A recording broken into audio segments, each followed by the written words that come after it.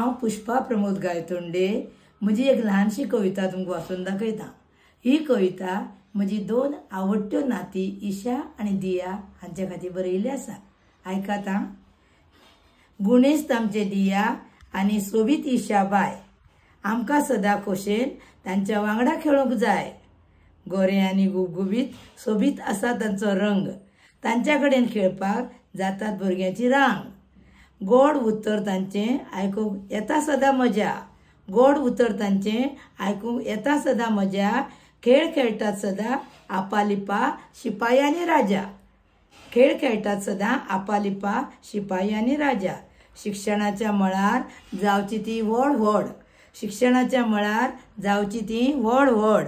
स्वभाव असोच उरचो साखरे परस गोड, स्वभाव असोच उरचो साखरे परस गोड।